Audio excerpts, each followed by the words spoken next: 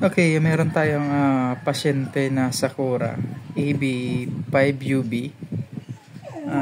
Issue niya ay namumutok ng fuse na sabog, pero upon checking, nilagay natin sa valve protection natin, meron tayong shorted na nare-read sa amplifier.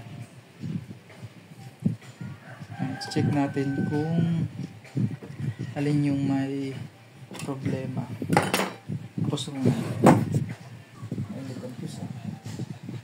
Okay, continue natin. Tinanggal natin muna yung fuse natin. Test natin kung tutuloy yung power. Okay, tumuli ang power natin. So, ibig sabihin, okay yung power supply.